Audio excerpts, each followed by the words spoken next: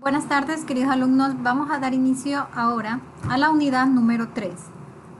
Hasta entonces ya hemos aprendido a definir un tema y de ahí obtener un título. Habíamos aprendido algunas normas que los caracterizan para poder escribir correctamente un título, ¿verdad? Lo cual se va igual ir modificando, se va actualizando a medida que la investigación avanza. Finalmente uno replantea el título considerando las normativas establecidas al inicio y donde este nuevo título va con la misma línea de investigación inicial, pero más preciso, ¿ya? Debido a que ya se tiene mayor conocimiento sobre el trabajo que se está realizando. Bien, luego del título habíamos analizado cómo realizar lo que corresponde al capítulo 1. El capítulo 1 estaba compuesto, según lo estudiamos, la introducción, donde se manifiesta lo que es la identificación del problema, la importancia de la necesidad, la solución y la importancia de la misma, ¿no es cierto? De esa manera se planteaba la introducción, lo que corresponden a estas tres preguntas dichas anteriormente, los objetivos, alcances y limitaciones, y también si es un proyecto técnico, quién se hará cargo del mismo una vez que este sea entregado, ¿no es cierto? Así como también el tiempo de vida útil de este. Luego de ello vimos en el capítulo número 2 lo que se refiere al marco teórico. Así también habíamos aprendido el uso de un programa muy importante llamado Mendeley, el cual pues servía para poder organizar toda la bibliografía recolectada y luego irla añadiendo a medida que se realiza la documentación del trabajo de investigación. Bien, ahora vamos a estudiar la unidad número 3, la cual se refiere a la definición y realización de la investigación. Esta unidad es de gran importancia. Si bien es cierto el marco teórico, así también lo es porque permite recabar la información de base para poder llegar al punto importante o al punto de la línea de investigación que refiere al título. Entonces, la unidad 3 es todo, por decirlo así, porque es en sí la investigación ya que se está desarrollando. Eso nos indica que la unidad 3 vamos a definir algo importante que se refiere a los materiales y métodos, ¿ya? Primeramente, ¿qué se refiere? Este capítulo que vamos a estudiar es aquel donde se escribe con mayor detalle los materiales y métodos que han sido utilizados en la investigación. Si ustedes decidieron como tecnólogos o técnicos construir una máquina que permita ascender, ¿no es cierto?, un producto por un tiempo y luego verterlo en otro recipiente, qué sé yo, por decir, ¿no? Todos esos materiales, el detalle del proceso, cómo se lo realizó, la funcionalidad, etcétera, sus etapas de desarrollo deberán irse explicando de manera continua, cronológica, ¿no? Y de manera precisa, para que otra persona externa pueda leer su trabajo y decir, oh, mira, interesante, puede servirme para hacer esto y otra contribución. Entonces lo voy a replicar y a partir de ahí voy a hacer otra contribución adicional. Ya, eso debe ser su trabajo. Debe permitir que se pueda replicar. ¿Cómo se va a poder replicar? Siendo muy claros y muy detallistas en la redacción de los materiales y métodos. La finalidad de este capítulo, o sea, el capítulo número 3 que estamos estudiando, es la descripción y justificación del método experimental de una manera suficientemente adecuada para que otro investigador pueda repetir el estudio. Aquí ya no vamos a hablar, o sea, a través de palabras, ¿no? No vamos a decir por qué es importante este proyecto, porque eso ya lo dijimos en la introducción, al justificarle el problema, al justificar la solución ante el problema, mejor dicho. Eso ya lo dijimos. En esta etapa nosotros ya vamos a hablar sobre los materiales que usamos y sobre la metodología que usamos para realizar esta investigación y el método de desarrollo empleado. De esta manera será posible que otro investigador pueda leer nuestro trabajo y pueda desarrollarlo, quizás porque necesita revisar unos puntos o también porque necesita desarrollar este trabajo porque de ahí va a continuar con otros aportes en la investigación. Entonces, por eso debe ser bien claro la redacción de este capítulo, mucho detalle, ya, para que otro investigador pueda repetir el estudio. Entonces, la información de este capítulo es piedra angular, como habíamos mencionado, del método científico, ya que al permitir la reproducción de la investigación, los resultados obtenidos adquieren validez científica. Si yo puedo replicar, entonces quiere decir que este experimento tiene mayor validez porque no solamente va a suceder una vez, sino que se puede tener varios eventos, ¿ya? No es que, de suerte pude realizar este proyecto de investigación y nunca más en la vida se va a poder hacer. No, el hecho de que se pueda repetir le da validez, le da carácter científico, le da validez científica porque yo estoy diciendo, bueno, esto es viable, se lo puede ejecutar los números que ves y sirve para este tipo de circunstancias y se puede reproducir. Entonces es necesario un proyecto de investigación o incluso de producción técnica, es necesario la posibilidad de repetir el experimento. De lo contrario, los resultados y objetivos alcanzados no tendrán validez y el experimento será rechazado. Esos experimentos que suceden una vez en la vida, de suerte, no tienen carácter científico porque simplemente no pueden ser reproducidos, ¿ya? Entonces su trabajo debe estar bien descrito de tal manera que se pueda reproducir. Ya ahí obtiene un carácter científico porque va a poder desarrollarse hasta generar incluso un nuevo aporte del que ya generó. ¿Ya?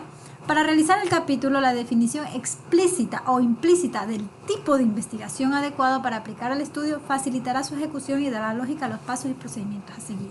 Muchas veces los chicos tienen el tema de que, ¿y ahora cómo redacto este trabajo? Les cuento que si ustedes realizan correctamente la documentación, incluso mientras realizan su proyecto de experimentación, será mucho más sencillo el desarrollo del mismo y así también la documentación. En otras palabras, pueden hacer una etapa de planificación. Ya les voy a decir. Hasta ahora habíamos analizado lo siguiente. Hagamos de resumen.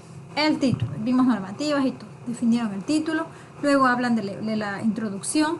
Luego de los objetivos. Luego de los alcances y limitaciones. Y finalmente en el capítulo 1 hablan sobre quién será a cargo del proyecto y cuánto es el tiempo de vida útil. ¿No es cierto? Eso como ustedes estamos en nivel básico, estamos aprendiendo a elaborar un proyecto. Ya cuando se es más avanzado se involucran otras secciones más que darán mayor peso y mayor detalle al desarrollo del mismo. Pero hasta ahí con ustedes, ¿no es cierto?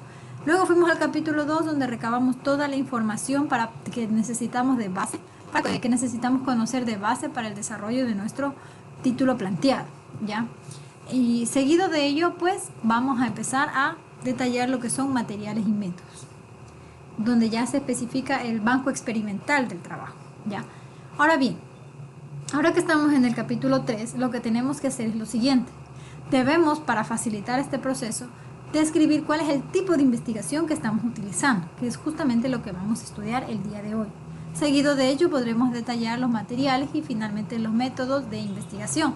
De esa manera, el desarrollo del mismo será mucho más sencillo. ¿A qué me refiero? Veamos. Primeramente es importante identificar el método tipo de investigación antes de describir los materiales y la metodología, ¿ya? Antes. Primero vamos a identificar de qué tipo de investigación estamos trabajando. Entonces, los métodos de investigación son herramientas para la recolección de datos, formular y responder preguntas, para llegar a conclusiones a través de un análisis sistemático y teórico aplicado a algún campo de estudio. ¿Qué quiere decir eso? Que bueno, los métodos de investigación nos permiten o nos sirven o nos ayudan a poder formular preguntas y determinar qué y cuáles son los datos que yo necesito recopilar e incluso ver la manera como voy a recopilar estos datos cruciales para mi trabajo de investigación, ¿ya? Por ejemplo, si yo estoy trabajando con un tipo, yo no puedo hacer un trabajo de investigación y simplemente empezar de manera desorganizada. ¿Qué tal si para desarrollar mi trabajo yo necesito hacer encuestas? Necesito hacer observaciones experimentales, ver si sucede algo, algún fenómeno bajo ciertas circunstancias, ¿no es cierto?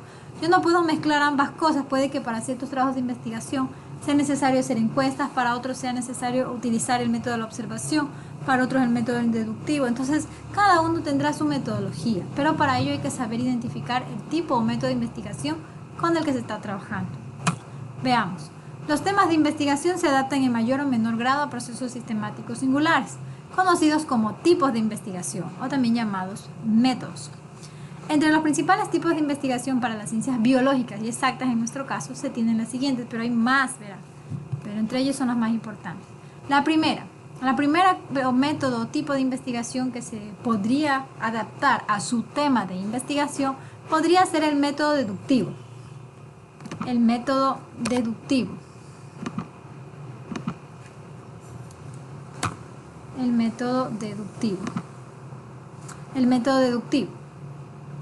¿Qué se refiere? Enfatiza en la teoría, el modelo teórico y la abstracción, no utilizando los datos empíricos de observación y experimentación. Es decir, que basa su investigación bajo un concepto, bajo una teoría ya planteada. ¿Ya? No es que empieza a recabar sobre algo que le dieron o sobre un experimento que se observó o sobre algún dato que recolectó bajo cierto proceso, no. Ya basa su investigación en base a una teoría. Las conclusiones se infieren a partir de varios antecedentes o generalidades. Y el resultado, para ser válido requiere que todas las premisas sean verdaderas. Miren, en este tipo de investigación es, por ejemplo, cuando alguien quiere demostrar que la teoría de la relatividad fue de verdad cierta. ¿Es verdad eso? Ya, entonces viene un investigador, dice, voy a investigar si de verdad se cumple. Entonces parte ya de un hecho, de algo que una generalidad, ¿sí? De algo teórico. De ahí empieza a demostrar si es sí o no, si es verdad que es cierto o no. A eso se refiere el método deductivo, porque deduce a partir de algo general a algo particular, si es cierto o no. Por eso dice que las conclusiones se infieren a partir de varios antecedentes o generalidades, de algo general a algo particular, ¿sí? El método inductivo, de todos les he puesto A. El método inductivo es un proceso contrario al deductivo, en lo que se refiere al proceso de inferencia, pues a partir de observaciones sistemáticas de la realidad, casos particulares, se hacen las generalizaciones de teorías. ¿Ya? La probabilidad de acierto depende del número de fenómenos observados. Un ejemplo son las encuestas de opinión, donde las respuestas dadas por una pequeña parte de la población, que es una muestra, se dan como ciertas para todo un país, población. Conceptualmente se asume que lo que es cierto en alguna ocasión también lo es para entornos similares, aunque éstas no se hayan observado. ¿Ya? ¿Qué quiere decir? Verán, el método inductivo se parte primeramente de algo particular para generalizarlo. Por ejemplo, aquí mencionaba las encuestas, ¿verdad? Cuando se hace una encuesta a una muestra pequeña de la población.